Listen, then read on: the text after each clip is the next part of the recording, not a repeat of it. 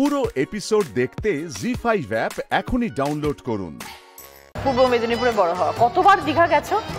কতবার দীঘা গেছি এই নাম্বারটা সত্যি দিদি বলতে পারবো না। জন্মের পর থেকে কতবার গেছি সেটার কোনো হিসেব নেই। তো এই ফিশারি ডিপার্টমেন্টে তুমি চাকরি করবে, এটা কবে ঠিক করলে বা এটা নিয়ে তুমি পড়াশোনা করলে পুরো? আমার বাবা একজন ভেটেরিনারি অফিসার ছিলেন, ওই 12-এর পরে তখন বাবাই বললো যে ফিশারি পড়, আর আমার যেহেতু একটু মাছ নিয়ে ইন্টারেস্ট ছিলই, তারা বললাম ঠিক আছে পড়েই নি।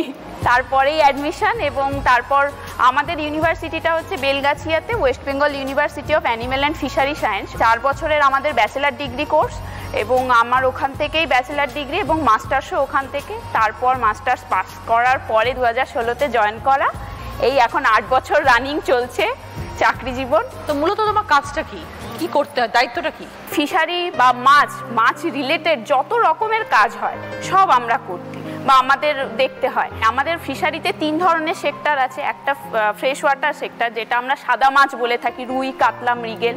আরেকটা ব্র্যাকিশ ওয়াটার সেক্টর, নোনা জলের মাছ যেমন চিংড়ি, তারপর পার্শে, ভাঙড়, এইগুলো। আর একটা মেরিন সেক্টর, সমুদ্রের মাছ বা সামুদ্রিক ক্ষেত্র পুরোটা। 3টে ক্ষেত্রতে যে সমস্ত ফার্মাররা আছে বা মাছ চাষিরা আছে তাদেরকে ট্রেনিং দেওয়া, তাদের মাছ চাষে কোনো সমস্যা হলে সেগুলো দেখা, তাদের কিভাবে আরও জীবনযাত্রা উন্নত করা যায় সেগুলো সব মনিটরিং করা, এগুলো করি। এর সঙ্গে সঙ্গে গভর্নমেন্টের, যেহেতু আমি এমপ্লয়ি, তো গভর্নমেন্টের প্রচুর স্কিম আছে, সেই স্কিমগুলো টাইম টু টাইম ইমপ্লিমেন্ট করা এবং চাষিদের কাছে পৌঁছে দেওয়া। পূর্ব মেদিনীপুর হচ্ছে চিংড়ি এক্সপোর্ট বলুন একদম টপে আছে, মানে পুরো অল ওভার ওয়ার্ল্ডে চিংড়ি এক্সপোর্ট করছে পূর্ব মেদিনীপুর, এবং প্রচুর প্রোডাকশন দিদি, প্রচুর প্রোডাকশন। মানে আমরা বাজারে ওই চিংড়ি পাই না যেটা অ্যাকচুয়ালি গ্রেডেড, মানে ধরার পরে গ্রেড হয়, তো সেই গ্রেডের মধ্যে এ গ্রেড যে চিংড়িগুলো সেগুলো কিন্তু অলরেডি এক্সপোর্ট হয়ে যায়। সেগুলো আমরা আমাদের বাজারে যে চিংড়িগুলো পাচ্ছি সেটা এ গ্রেড পাই না, এটা কি সি ডি গ্রেড পাই নাকি?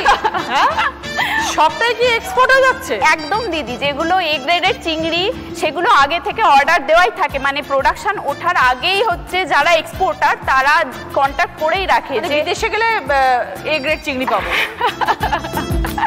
যে কোনো মাছের ক্ষেত্রে দিদি। এখন তো ইলিশের সিজন, এখনো পর্যন্ত তো ইলিশ সেরকম ওঠেনি সমুদ্রে। এই মিডল এপ্রিল থেকে মিডল জুন পর্যন্ত ব্যান্ড পিরিয়ড চলতে থাকে সমুদ্রে মাছ ধরার ক্ষেত্রে, কারণ এই সময়টা হচ্ছে ব্রিডিং সিজন মেনলি থাকে মাছেদের, সেই জন্য এই দুটো পিরিয়ড ব্যান্ড সিজন থেকে থাকে। কিন্তু ইললিগাল প্রসেসে তো অনেক এরকম মাছ করছে, সেই জন্য এবার এই জিনিসটা যাতে বন্ধ করা যায় সেই জন্য আমাদের গভর্নমেন্ট এখন এই বছর থেকে নতুন একটা স্কিম চালু করেছেন, সমুদ্র সাথী বলে।